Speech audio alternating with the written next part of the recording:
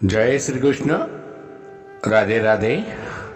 राधे सत्संग में सत्संग का रसपान करते सभी आत्मीय जनों, श्री वल्लभ की प्रेरणा से प्रेरित होकर राधे सत्संग में आज हम एक सुंदर प्रसंग देखे कि जिसमें जाने के कर्म से अपने भाग्य भी बदल जाते हैं।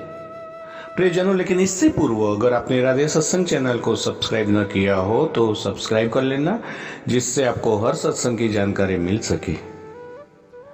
तो आइए हम देखें प्रसंग कि जब भगवान श्री कृष्ण ने सुदामा जी को तीनों लोकों का स्वामी बना दिया तो सुदामा जी की संपत्ति देखकर यमराज से रहा न गया और यम भगवान को नियम कानून का पाठ पढ़ाने के लिए अपने बही खाते को लेकर द्वारिका पहुंचे।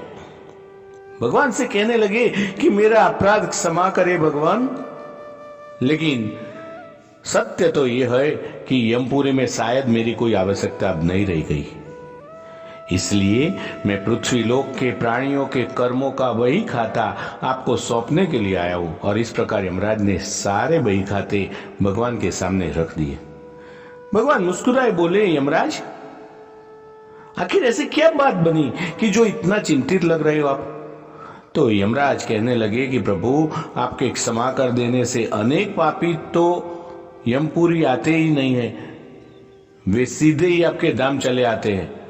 और फिर आपने अभी अभी सुदामा जी को 3 लोक प्रदान कर दिए, सो अब हम कहां जाएं? तो यमराज भगवान से कहने लगे कि प्रभु, सुदामा जी के प्रारब्ध में जीवन भर दरिद्रता ही लिखी थी, लेकिन आपने उन्हें 3 लोकों की संपत्ति देकर विधि के बने बनाए विधान को बदल कर रख दिया। अब कर्मों की प्रधानता तो लगभग समाप्त हो गई है। भगवान बोले कि यम, तुमने कैसे जाना कि सुदामा के भाग्य में आजीवन दरिद्र का योग्य है? तो यमराज ने अपना बही खाता खोला तो सुदामा जी के भाग्य वाले स्थान पर देखा तो चकित रह गए। देखते हैं, जहां श्री क्षय संपत्ति का क्षय लिखा हुआ था, वहां स्वयं भगवान श्री कृष्ण ने उन्हीं अक्षरों को उलटकर उनके स्थान पर यक्षश्री लिख दिया था। अर्थात कुबेर की संपत्ति। भगवान बोले कि यमराज जी, शायद आपकी जानकारी पूरी नहीं थी। क्या आप जानते हैं कि सुदामा ने मुझे अपना सर्वस्व अर्पण कर दिया था? तो मैंने तो सुदामा को केवल उसी उपकार का प्रतिफल उसे दिया है। यमराज बोले कि भगवान, ऐसी कौन सी संपत्ति सुदामा ने आपको अर्पण कर दी थी? तो उसके पास तो कुछ भी नहीं।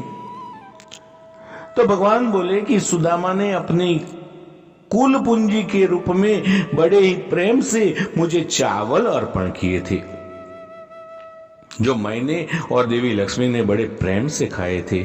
और जो मुझे प्रेम से कुछ भी खिलाता है ना, तो उसे संपूर्ण विश्व को भोजन कराने जितना पुण्य प्राप्त होता है।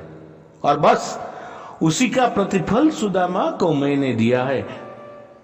प्रियजनों, ऐसे दयालु है हमारे प्रभु श्री द्वारकाधीश भगवान, जिन्होंने न केवल सुदामा जी पर कृपा की, बल्कि द्रौपदी की बटलाई से बचे हुए साग के पत्ते को भी बड़े चाव से खाकर दुर्वासा ऋषि और उनके शिष्यों सहित संपूर्ण विश्व को तृप्त कर दिया था और उन पांडवों को श्राप से बचाया था। तो बोलिए श्री द्वारकाधीश भगवान की जय। प्रियजनों, इसके साथ ही आज के सत्संग को श्री वल्लभ के चरणों में समर्पित करके अत्रे विराम दे। फिर मिलेंगे राधे सत्संग में नए सत्संग के साथ। जय श्री कृष्ण। राधे राधे।